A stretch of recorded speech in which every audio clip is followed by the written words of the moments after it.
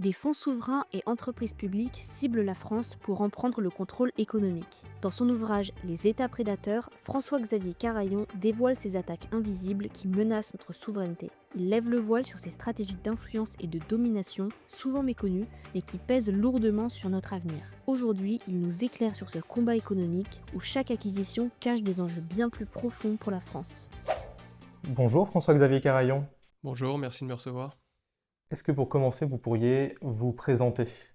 Bien sûr, donc François-Xavier Carayon, je suis consultant en stratégie depuis une dizaine d'années. C'est-à-dire que j'accompagne des dirigeants de grands groupes industriels, principalement français et européens.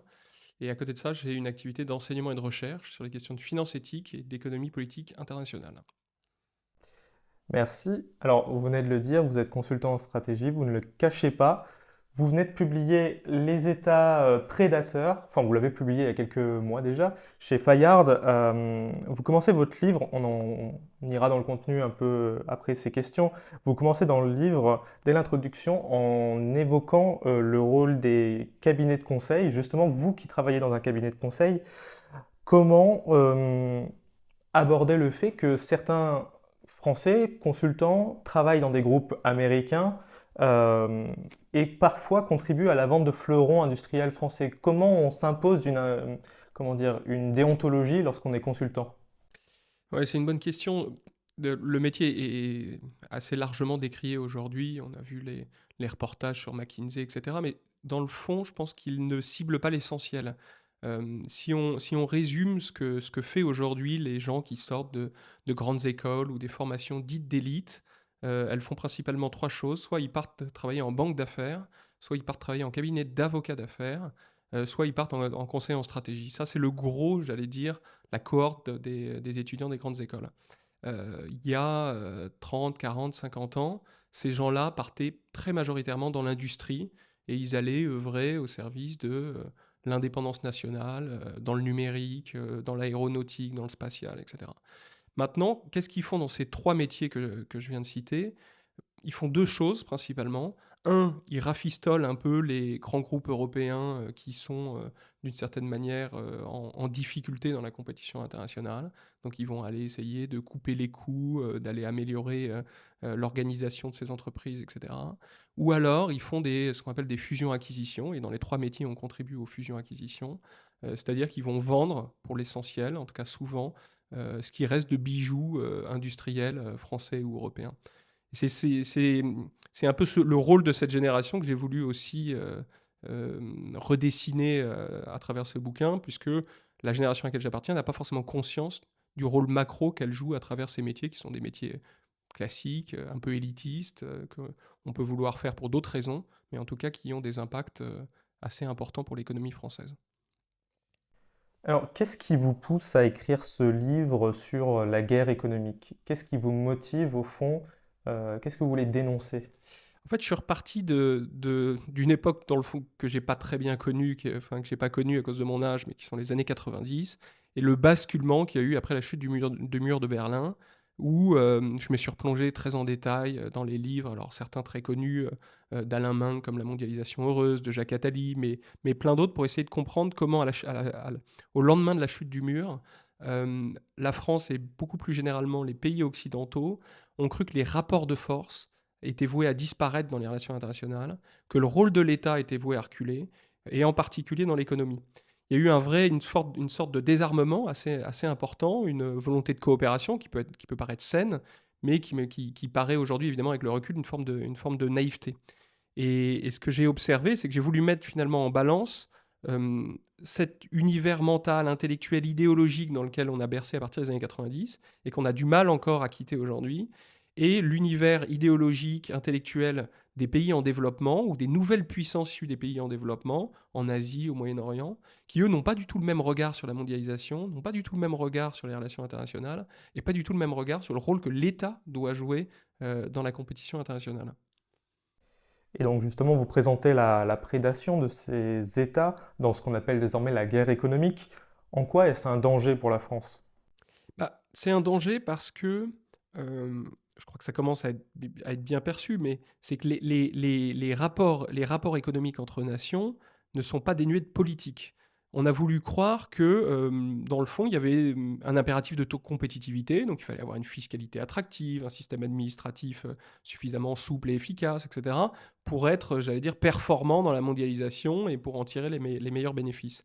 On se rend compte que, beaucoup d'États, beaucoup de nations, luttent pas à armes égales, face à nous Européens, nous Français en particulier, qu'à travers le droit, à travers l'investissement, et mon livre justement se concentre sur les investissements étrangers et de quelle manière ça peut être une arme de guerre économique. À travers ces outils-là, ils peuvent fausser la concurrence d'une certaine façon. Donc là, finalement, l'Europe se retrouve face à un dilemme. C'est soit elle continue de jouer avec les règles telles qu'on nous les avait présentées dans les années 90, telles que les États-Unis les ont promues pendant plusieurs décennies, et dans ce cas-là, le déclassement français et européen n'a pas de raison de s'arrêter. Soit on prend conscience que les autres ne jouent pas avec les mêmes règles. Ce que je dis peut paraître assez banal, parce que je pense qu'il y a une prise de conscience qui est en cours, mais il y a une prise de conscience qui reste un peu à un niveau théorique. Maintenant, il faut comprendre quelles sont les armes des nations rivales, sans rentrer dans des logiques forcément conflictuelles, mais avoir, vous voyez, une plus grande acuité, une plus grande compréhension des outils des autres pour pouvoir s'en protéger j'allais dire à bonne échelle, c'est-à-dire sans agressivité, et savoir aussi demain potentiellement utiliser un certain nombre de ces armes. Et on parle effectivement des dangers pour nos industries. Est-ce que nous, en tant que Français, est-ce qu'il y a un risque dans je veux dire, qu'est-ce que cela veut dire pour nos vies quotidiennes, pardon?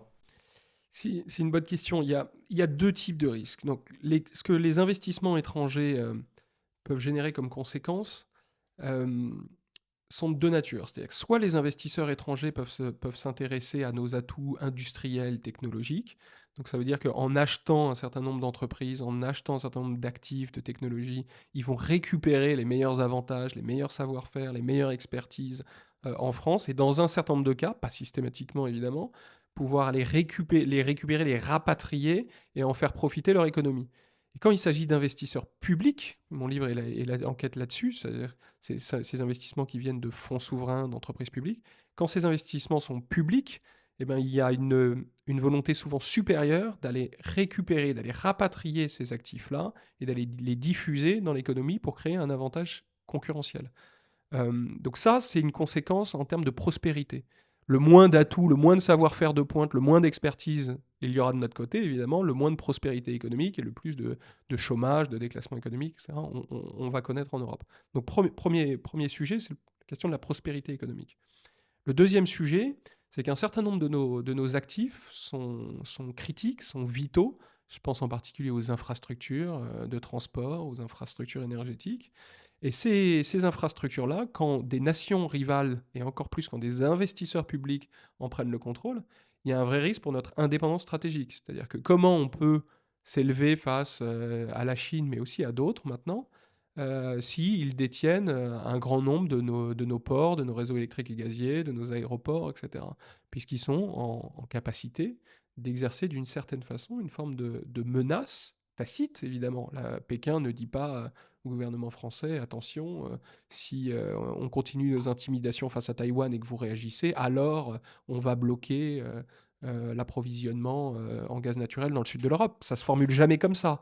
Mais dans la tête de nos dirigeants, ceux qui ont conscience évidemment de ces phénomènes-là, eh ben, ça joue. Et donc ça nous rend d'une certaine façon un peu impuissants dans la compétition internationale. Et justement, est-ce que vous pensez qu'il y a une prise de conscience aujourd'hui? Vous avez parlé d'une idéologie en fait qui est née avec la chute du mur, prônée notamment par Alain Minc ou même Jean Tirole par exemple.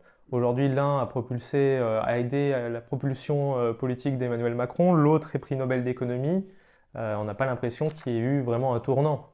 Non, cette génération-là continue, je pense, on les voit encore beaucoup sur les plateaux. Alors Jean Tirole est un type qui est évidemment brillant par ailleurs, mais avec malice, je souligne dans l'introduction du livre qu'il avait écrit au milieu des années 2000 un livre pour expliquer que ce qu'on appelait un peu hier les OPA hostiles sur les groupes français. Il expliquait que dans le fond, il n'y avait aucune inquiétude à avoir, que si les groupes français étaient rachetés, c'est qu'ils n'étaient pas compétitifs, et que dans le fond, s'il y avait faute de la part des pouvoirs publics français, c'était de laisser les étrangers les racheter parce que c'était des mauvais actifs et qu'on allait appauvrir nos partenaires économiques.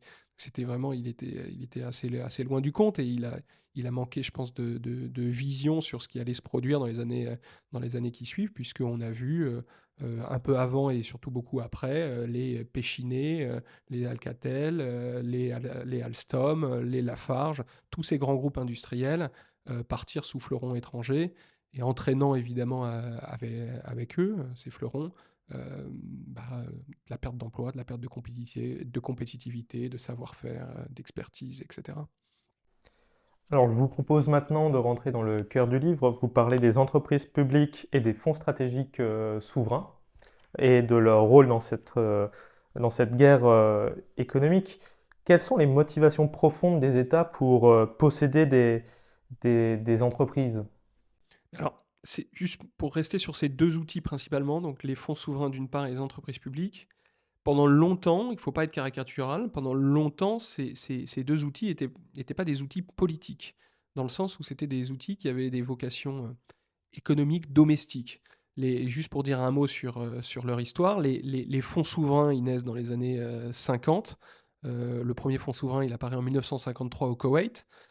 Son but, c'est de récupérer les excédents liés à la manne pétrolière, et puis au fur et à mesure où où ceux-ci vont se diffuser au Moyen-Orient et ensuite un peu partout dans le monde, là où il y a des excédents d'hydrocarbures, et ben, ces fonds souverains vont essayer de capter la manne et de la réinvestir, soit pour former pardon, une forme d'épargne intergénérationnelle, c'est-à-dire préparer l'avenir. Quand on n'aura plus de pétrole, quand on n'aura plus de gaz naturel, comment on fera? Voilà, ils investissent pour se protéger, pour préparer l'avenir, soit pour lisser leurs revenus, c'est-à-dire que la fluctuation évidemment des cours des hydrocarbures fait qu'il y a des moments où les recettes budgétaires sont beaucoup plus faibles et d'autres où elles sont beaucoup plus hautes. Et donc ces fonds souverains, on voyait ces vocations très techniques. Les entreprises publiques aussi, elles étaient jusqu'aux années 2000, comme on les a connues en France, des acteurs, des opérateurs qui cherchaient à gérer les services, enfin les grandes fonctions publiques vitales de l'économie, l'énergie, les réseaux, etc. Et ce que je raconte, c'est comment ces deux outils-là, fonds souverains et entreprises publiques, se sont transformés à partir des années 2000, alors pas en Europe malheureusement, mais surtout dans le monde en développement, qu'on appelle improprement monde en développement, parce que maintenant de nombreuses puissances évidemment font partie de ce monde en développement, donc principalement en Asie et au Moyen-Orient. Ils ont utilisé ces acteurs non plus à des fins économiques et domestiques, mais à des fins politiques et internationales. Ils les ont transformés en investisseurs internationaux.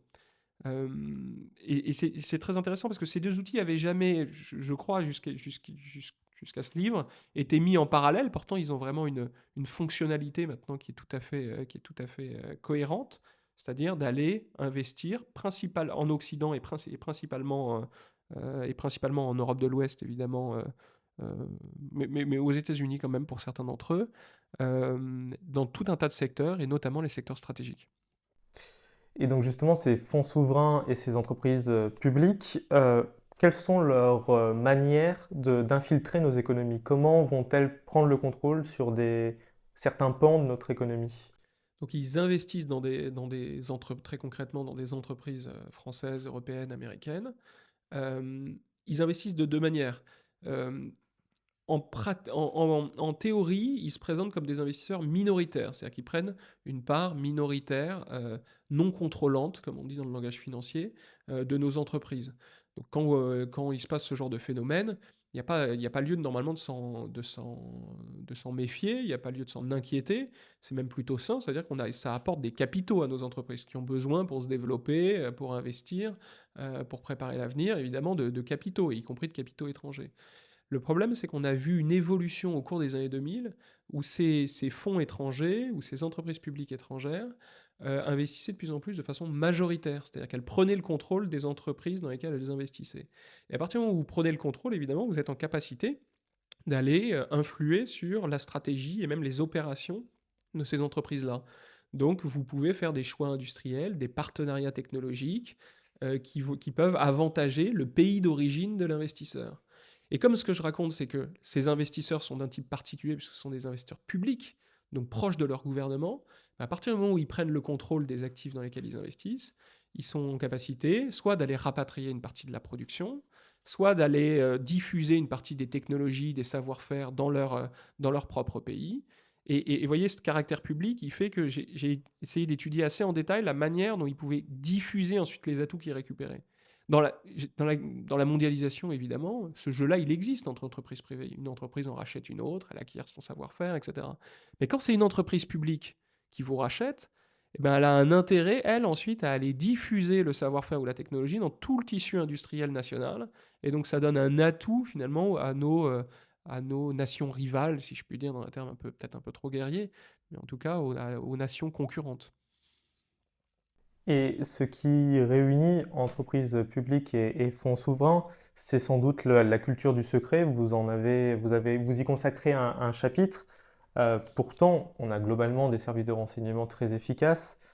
Est-ce que nos gouvernements ne pouvaient-ils vraiment pas savoir les vrais intérêts de ces investissements en France? On le sait parfois, il y a des investissements évidemment qui tombent dans la lumière médiatique, dont on parle ouais, dans la presse, mais pour un certain nombre d'entre eux, ils continuent de passer sous les radars, y compris ceux des services de renseignement malheureusement. Si ce n'était pas le cas, du reste, ils seraient empêchés pour un certain nombre d'entre eux, ce qui ne sont pas. Je liste à la fin du livre un très grand nombre d'investissements qui ont été réalisés, y compris dans des secteurs stratégiques, et qui sont passés sous les radars, c'est-à-dire qui n'ont pas été bloqués par Bercy. On aura l'occasion de revenir justement sur les outils qu'on a pour se protéger.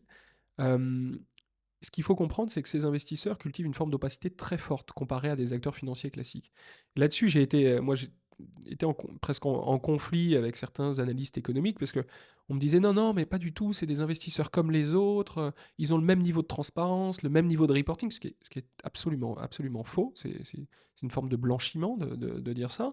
Si vous prenez le fonds souverain norvégien, qui est le plus gros au monde, et donc qui est, j'allais dire, occidental, côté occidental, il publie la liste complète, exhaustive de l'ensemble des opérations d'investissement qu'il réalise. Donc vous allez sur son site et vous retrouvez tous les investissements, mais quand il prend 0,5% d'un groupe industriel français, allemand, ce que vous voulez, c'est indiqué sur leur site. Si vous allez regarder le fonds d'investissement du Qatar, le fonds souverain pardon, du Qatar, un de ceux d'Arabie Saoudite, les Chinois, les Singapouriens, les Indonésiens, etc., aucun de ceux-là ne révèle l'exhaustivité de leurs investissements. Donc ils cultivent une forme d'opacité. Et quand on creuse un peu plus loin, on se rend compte non seulement ils ne révèlent pas leurs investissements, mais ils cultivent un secret beaucoup plus profond, puisqu'ils passent souvent par des sommes de véhicules d'investissement, c'est-à-dire des sociétés en cascade, qui rend très difficile d'aller identifier l'investisseur original. Si je vous donne un exemple, vous allez retrouver une petite PME industrielle, mettons du sud de la France, et vous vous rendez compte, tiens, elle est rachetée par un investisseur luxembourgeois. Donc on se dit, bon, bah, il n'y a pas forcément lieu de s'inquiéter, Luxembourg, l'Europe, très bien. Derrière, là, si vous retirez le fil, ce qui n'est pas toujours facile à faire, et ce que je fais dans un certain nombre de cas dans ce livre, derrière l'investisseur luxembourgeois, il y aura une société dans les îles Caïmans. Derrière la société dans les îles Caïmans, si vous remontez qui est l'actionnaire de la société dans les îles Caïmans, vous trouvez une société privée chinoise. Derrière la société privée chinoise, vous trouvez une société publique chinoise. Et derrière, évidemment, la société publique chinoise, il y a l'ombre du département d'État, c'est-à-dire du Parti communiste chinois. Et il est évidemment très difficile pour les services de Bercy ou même les services de renseignement de remonter tous ces fils un à un. En tout cas, on ne s'est pas doté des moyens à ce stade pour pouvoir réaliser cet exercice. Donc j'ai essayé de le faire avec quelques cas pour montrer un peu la nature du phénomène, mais il reste beaucoup à dire sur l'ampleur du phénomène, puisqu'il est beaucoup plus généralisé qu'on ne le croit. Et quelles sont les réponses des États les plus équipés face à ces risques en dehors de la France? Qui sont ceux qui s'en sortent, on va dire, peut-être pas bien, mais mieux que nous, et comment font-ils? Les pays anglo-saxons, de façon générale, sont mieux armés, plus conscients, je pense, de la nature prédatrice de certains types d'investissements. Encore une fois, je dis certains types, parce qu'il ne faut pas aller imaginer que tous les investissements qui viennent de Singapour ou même de Chine sont des investissements prédateurs, loin de là. Donc il faut pouvoir évidemment trier un peu le bon grain de livret, il faut aller comprendre un peu ce qui peut les investissements qui peuvent nous profiter, de ceux qui peuvent nous appauvrir ou nous asservir. Les pays anglo-saxons sont en pointe dans leur dispositif de protection. Les États-Unis ont un dispositif qui est très efficace, qui s'appelle le CFIUS, Le dispositif français, en comparaison, représente 3% du budget du CIFUS américain. Donc, vous voyez, il y a une différence d'échelle qui est tout à fait significative.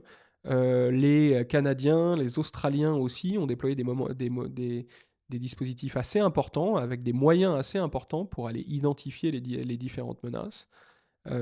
Mais ce qui est plus important ici à comprendre, c'est que il y a un dispositif français de filtrage, il y a aussi un dispositif européen, mais ils ne sont pas à la hauteur. Alors, ils ne sont pas à la hauteur, pourquoi? Il y a un problème de moyens que je viens d'évoquer, mais il y a un problème plus profond, idéologique et culturel. Le dispositif français, il permet de faire quoi? Il permet de se protéger contre les menaces à la défense nationale, à l'ordre public, à la sécurité collective, vous voyez, en fait, dans un certain nombre de secteurs stratégiques. Mais vous voyez, les trois critères que je viens d'évoquer, défense nationale, sécurité publique, ordre public, c'est des critères qui ont une dimension très physique, sécuritaire au sens physique du terme. C'est-à-dire que si une technologie est duale, c'est-à-dire à usage civil et militaire, là, l'investissement étranger dans cette technologie pourra être bloqué.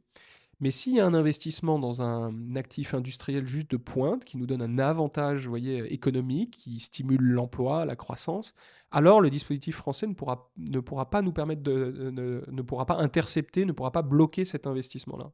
D'une certaine façon, on refuse de protéger notre sécurité économique. On protège notre sécurité nationale dans un sens très physique, vous voyez, défense, et pas notre sécurité économique. Les États-Unis, à l'inverse, alors eux, ils ont un terme souvent, comme souvent, un peu duplice de sécurité nationale. Et derrière la sécurité nationale, il ne faut pas se tromper, ils incluent la sécurité économique. Je donne un exemple, enfin plusieurs exemples dans le livre, notamment la filiale de Philips, qui était une filiale américaine qui produisait des LED au milieu des années 2010, qui était une industrie en pleine croissance, en explosion, et qui avait évidemment plein d'applications dans plein d'autres technologies. Quand un investisseur chinois, Goskel Capital, a essayé de racheter cette filiale américaine, le gouvernement américain ça l'a empêché. Et ça, c'est typique d'un investissement qui a une vocation purement économique. Et bien ça, le gouvernement français s'interdit de le faire, nous interdit de le faire. Et ce qui est le plus embêtant, c'est que l'Europe aussi nous bloque nous bloque en la matière, c'est-à-dire que la jurisprudence communautaire interdit, même si le gouvernement français avait des velléités de le faire, de toute façon, la jurisprudence communautaire nous en empêcherait. Alors justement, on reviendra sur la question de l'Europe. Simplement pour terminer sur cette partie, vous avez mentionné plusieurs fois la Chine. Euh, Quel est votre constat et quels moyens de pression aujourd'hui dispose-t-elle déjà en France d'un point de vue économique? Alors, si on regarde en volume, la Chine reste assez marginale comparée aux États-Unis. C'est un peu le paradoxe, c'est que je m'intéresse beaucoup à la Chine, et parce qu'elle est l'illustration peut-être de cette menace nouvelle, de ce phénomène nouveau qui est mal appréhendé, qui sont encore une fois ces investissements publics en France, en Europe. Et juste pour élargir un tout petit peu la focale, ce que je décris sur le modèle chinois est en train d'essaimer un peu partout en Asie, c'est-à-dire en Inde, en Malaisie, en Corée du Sud, à Singapour aussi, considéré pourtant comme le pays le plus libéral au monde, les mêmes outils, fonds souverains et entreprises publiques, avec les mêmes types de stratégies, dans un certain nombre de cas, sont en train de se développer. Donc on n'est pas sur un modèle chinois où juste la Chine est la grande menace, c'est pas ça, c'est la la plupart des grandes puissances issues du monde en développement se dotent des mêmes outils qui ont parfois des vocations prédatrices et donc peuvent représenter un certain nombre de dangers pour nos économies. Donc le phénomène s'élargit au-delà de la Chine. Si on reste sur la Chine plus spécifiquement, elle a cette capacité d'investissement hors norme. Son principal fonds souverain, le CIC, détient plus de 1300 ou 1400 milliards de dollars d'actifs sous gestion. Donc si on le dit de façon caricaturale, ça ne pourrait pas se produire, mais c'est-à-dire qu'il peut racheter, vous savez, ce qu'on appelle les cols, c'est-à-dire tous les grands groupes du luxe à la française, hein, les Kering, LVMH, Hermès, etc., et L'Oréal. Il est en capacité demain de les racheter techniquement. En tout cas, il a la puissance financière, ça se ferait évidemment difficilement. C'est pour vous donner une idée de l'ampleur financière de cet acteur. Et de façon plus générale, les 10 ou 15 grands fonds souverains de la planète ont une capacité financière à peu près de la même ampleur, entre 500 milliards d'actifs sous gestion jusqu'à 1300, 1400. Donc une capacité financière hors norme. Dans le cas de la Chine, et dans le cas d'un certain nombre de ce que j'appelle les États prédateurs, se double à cette capacité, s'ajoute à cette capacité financière les soutiens justement publics. C'est-à-dire que comme ces acteurs-là sont proches par nature du gouvernement, puisque ce sont des investisseurs publics, eh ben, ils ont souvent le soutien des réseaux diplomatiques, parfois des services de renseignement, qui les appuient dans les opérations d'investissement. Donc ils ont les poches pleines, si je puis dire, quand il s'agit en tout cas d'aller chercher une technologie qui est de pointe et qui est importante pour eux. Ils ont le soutien des réseaux diplomatiques et de renseignement, et donc ils faussent la concurrence avec les investisseurs européens qui pourraient racheter les mêmes types d'entreprises françaises, européennes ou américaines. Et ça pose évidemment un problème de juste concurrence. Alors justement, un autre exemple que je voulais évoquer avec vous, que vous abordez dans votre livre, c'est le cas du PSG, racheté par le Qatar, qui peut être un exemple emblématique, puisque, faut imaginer, le club de foot, l'un des clubs de foot les plus puissants d'Europe, qui représente notre capitale, la ville, est possédé par le Qatar. Qu'en pensez-vous? Est-ce que c'est aussi à quel point est-ce de la prédation économique et une volonté de prendre le contrôle sur... C'est assez amusant parce que c'est l'exemple peut-être le plus médiatique en France, avec aussi le rachat du port du Pirée en Grèce, mais c'est probable, c'est vraisemblablement pas le plus dangereux en réalité. Qu'est-ce que fait le Qatar pour l'essentiel en France? Il a fait dans un premier temps donc un certain nombre d'investissements de ce type-là, le rachat du PSG, de l'immobilier de luxe, les grands palaces, etc., qui ont plutôt une vertu pour eux symbolique, une manière de se normaliser. C'est-à-dire qu'un pays qui a financé le terrorisme ou qui aurait financé le terrorisme, même si c'est difficile évidemment à démontrer très factuellement, mais je crois que c'est quand même assez bien documenté, avait intérêt à blanchir son image. Donc ce genre d'investissement, vous avez quand vous avez l'émir du Qatar qui tient dans ses bras le président du PSG et Nicolas Sarkozy un soir de victoire, bah, ça joue dans l'imaginaire collectif et ça permet aussi plus facilement à cet État ensuite d'aller investir dans des secteurs un peu plus sérieux, si je puis dire. Donc ça a cette vertu-là. Je dirais que ça permet de renforcer les alliances stratégiques du Qatar avec des partenaires de poids comme la France, qui malgré son déclin sur la sphère internationale, reste un des membres du Conseil de sécurité de l'ONU, donc un partenaire quand même important. Même si le Qatar donne une importance assez importante à la France, alors que la plupart des autres pays du Golfe se sont un peu écartés de la France, considérant que c'est un partenaire de second ordre.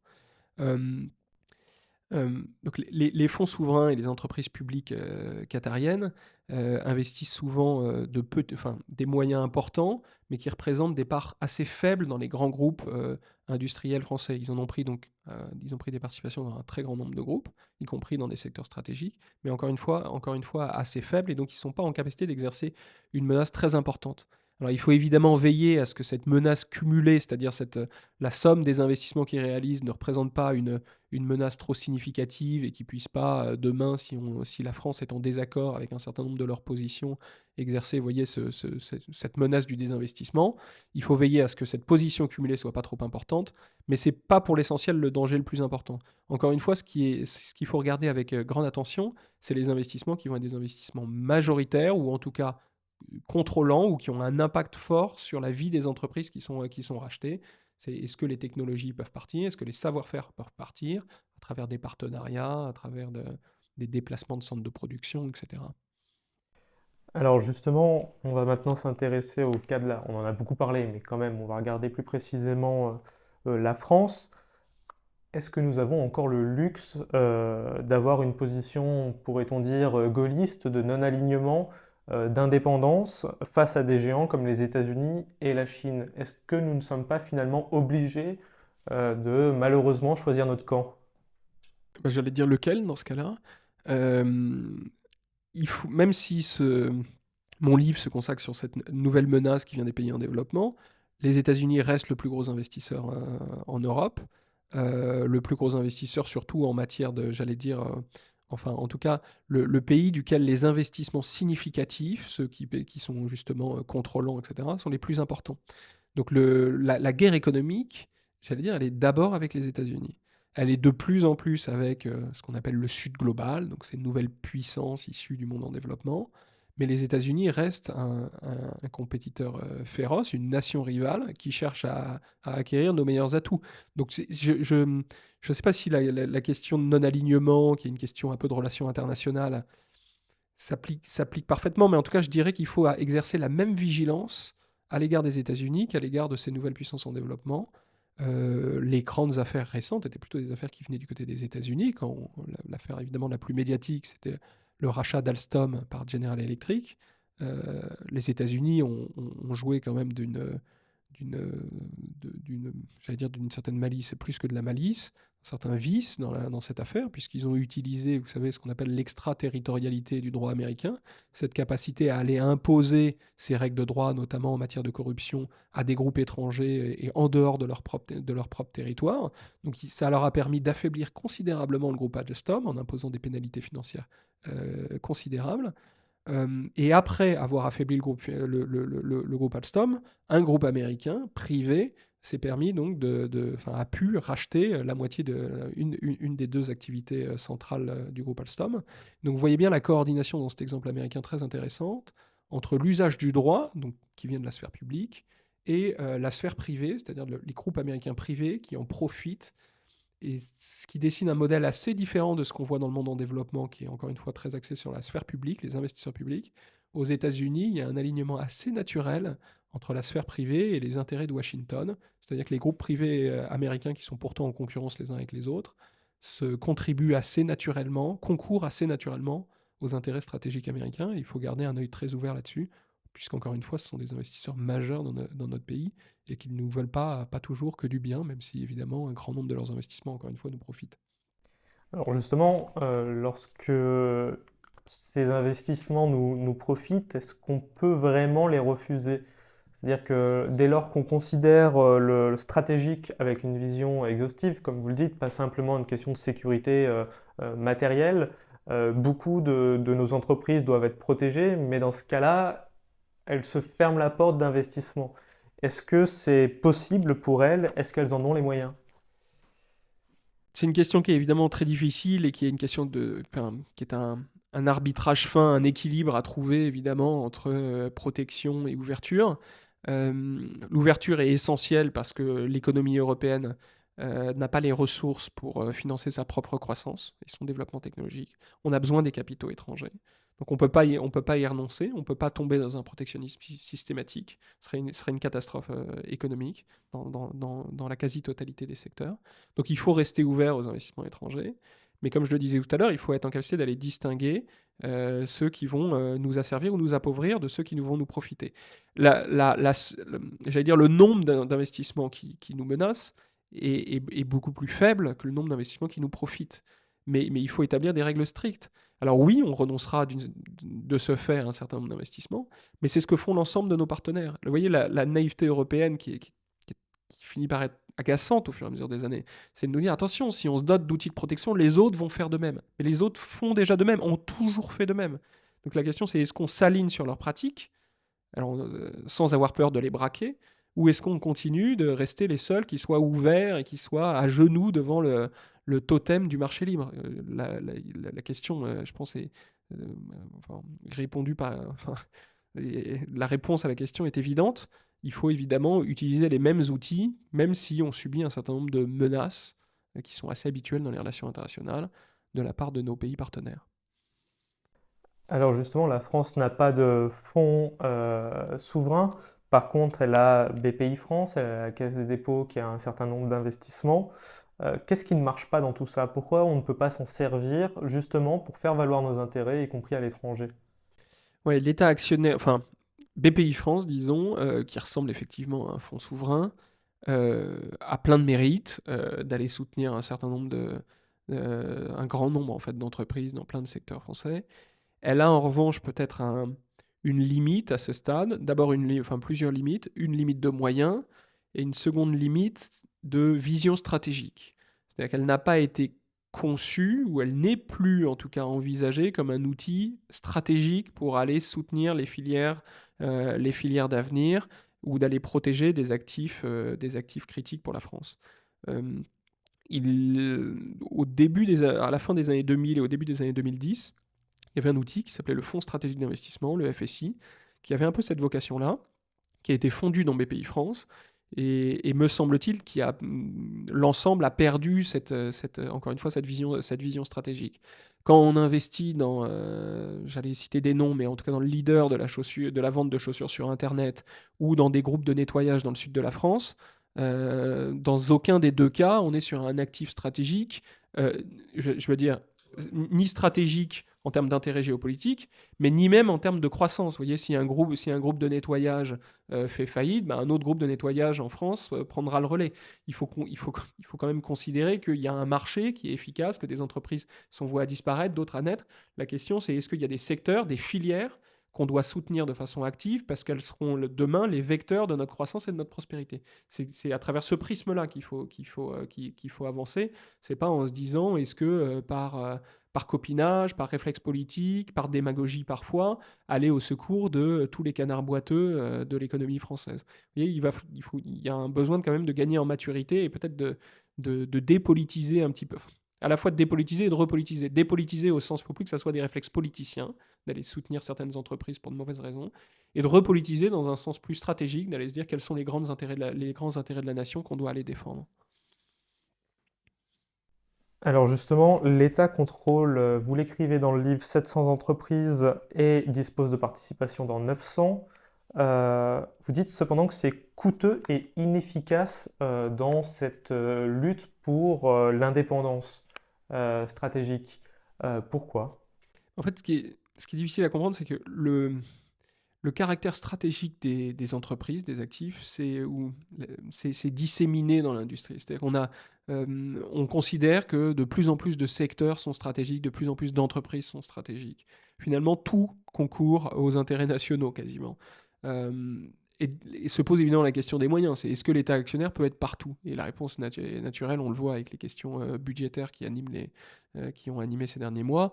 L'État a évidemment pas les moyens d'être partout. Donc il faut trouver des moyens plus innovants pour pouvoir nous protéger et éventuellement influer dans les entreprises avec une certaine mesure, mais influer dans les entreprises dans lesquelles l'État doit avoir son mot à dire. Euh, on est d'une certaine façon le seul pays qui a gardé un État actionnaire aussi important, et pourtant on voit bien que nos intérêts stratégiques sont mal défendus. Donc la participation capitalistique massive est évidemment pas un bon outil.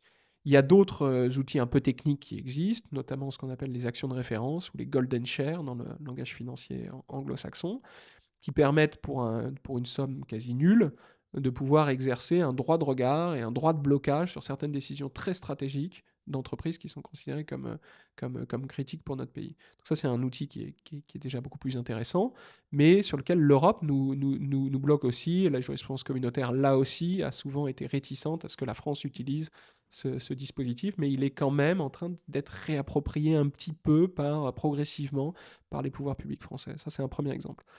Deuxième exemple, pour se protéger d'une prédation étrangère, il n'y a pas forcément besoin de détenir l'entreprise, comme la France souhaite le faire à travers son État actionnaire. Il y a les dispositifs de filtrage dont je parlais tout à l'heure. Les dispositifs de filtrage, s'il est plus musclé, s'il est plus efficace, s'il y a plus de moyens qui sont mis à Bercy pour aller regarder ce qui se passe vraiment, il n'y a pas besoin d'acheter une part de toutes les entreprises françaises pour s'en protéger. Il y a ce dispositif légal de blocage, comme le font les pays anglo-saxons. À titre de comparaison, juste pour vous donner un exemple, les États-Unis n'ont pas d'entreprise publique.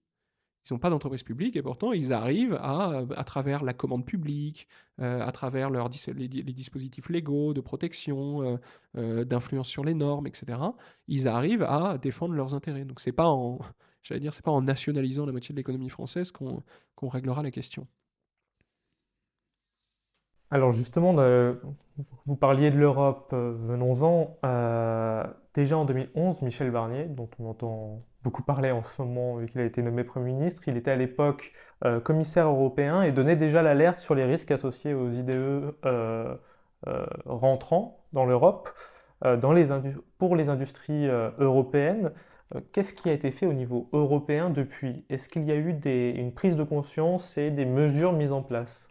Oui, Michel Barnier avait été assez précurseur, c'est vrai, sur ce sujet, en tout cas au moins j'allais dire dans les mots. Euh, Au niveau, après justement son alerte, après celle de l'alerte de quelques autres États membres au milieu des années 2010, qui ont vraiment poussé assez fort la Commission européenne à réagir. La Commission européenne a fait deux choses. D'abord, elle a commandé une enquête pour savoir quelle était l'ampleur des investissements étrangers. Il ne faut pas se tromper, la manière dont la lettre de mission de cette enquête était extrêmement claire. En sous-titre, on comprenait que les instances européennes voulaient montrer que dans le fond, il n'y avait pas de menace, que les investisseurs étrangers étaient extrêmement minoritaires en Europe et qu'il n'y avait pas lieu de s'en inquiéter. Le résultat de cette enquête était catastrophique.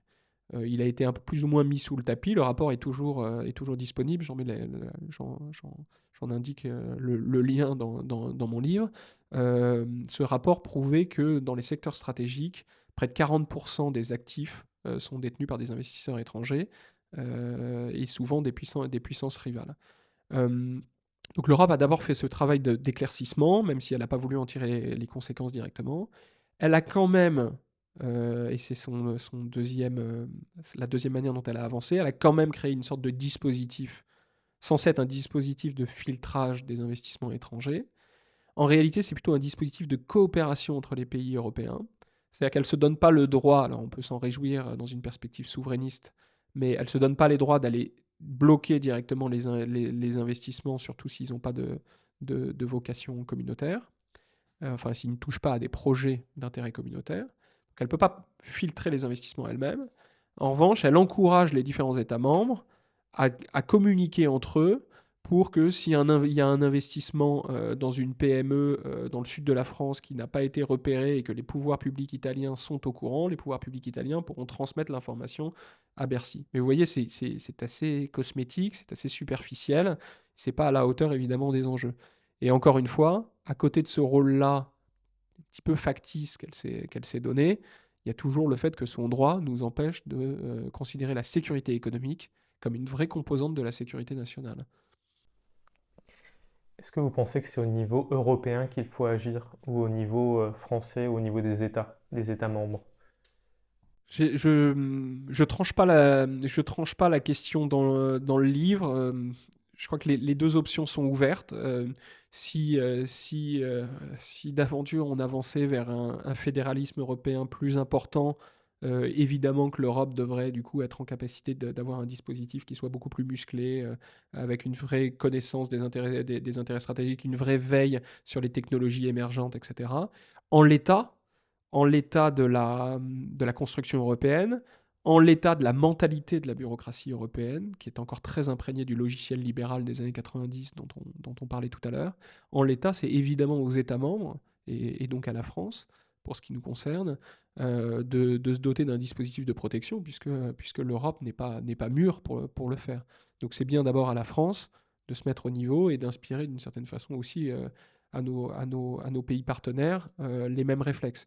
Juste pour dire un mot là-dessus, j'ai regardé en détail ce que faisaient les Allemands, les Italiens, les Espagnols sur le même sujet. Et pour le résumer, ils ont aussi des dispositifs de filtrage, donc ils empêchent un certain nombre d'investissements prédateurs. Mais les moyens dont ils disposent, le nombre d'investissements qu'ils regardent par an est de l'ordre de 1 pour 8 ou 1 pour 10 comparé à ce que regarderaient des économies d'une taille à peu près similaire comme le Canada ou l'Australie dans le monde anglo-saxon. Donc en fait, l'Europe de façon globale, plus que la France, c'est pas un problème franco-français. L'Europe plus que la France n'est pas au niveau et n'a pas encore pris conscience de cette menace, me semble-t-il. Et justement, est-ce que les autres États membres peuvent-ils être des menaces? Oui, et c'est en cela aussi que le point qu'on évoquait juste avant sur faut-il se défendre au niveau européen est une question très complexe à trancher, puisqu'on a un certain nombre d'investissements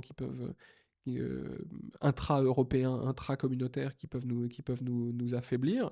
On a vu aussi que les services de renseignement allemands avaient réalisé de l'espionnage sur des entreprises françaises. Donc il ne faut pas être naïf de ces rapports de concurrence et de ces rapports de rivalité assez agressifs qu'il peut y avoir entre États membres. Donc il faut regarder leurs investissements aussi avec vigilance. Je dirais tout de même, malgré tout, que dans le à partir du moment où nos moyens sont limités, il ne faut pas être trop, j'allais dire, agnostique dans le regard qu'on peut porter sur nos différents concurrents. les menaces américaines et de plus en plus les menaces issues des grandes puissances en développement sont quand même un peu plus significatives. Ils utilisent souvent des outils qui sont vraiment à la frontière entre le légal et le non légal, etc. Concentrons-nous déjà sur les menaces peut-être les plus importantes, mais oui, gardons les yeux ouverts sur celles de nos amis. Et pour conclure, est-ce que vous auriez un livre, quelque chose, un podcast, une source à conseiller à nos auditeurs? Pas forcément de livres, mais j'engage peut-être nos auditeurs à lire beaucoup plus ce qui s'écrit dans la presse anglo-saxonne. Il y a souvent un décalage très fort entre ce que vous allez lire dans la presse économique, de droite enfin, républicaine comme démocrate aux États-Unis, de droite comme de gauche de façon générale, entre leur regard et notre regard sur les questions internationales, sur les questions économiques. Chez eux, c'est pas une question de patriote ou pas patriote, de droite ou de gauche de regarder ces sujets-là, c'est une question de réalisme. Obama a exercé peut-être plus de vigilance encore que Trump sur ces questions-là. Donc il faut vraiment dépolitiser cette question. En France, d'ailleurs, on voit que des gens courageux des deux camps ont essayé de sonner comment on dit, de tirer la sonnette d'alarme.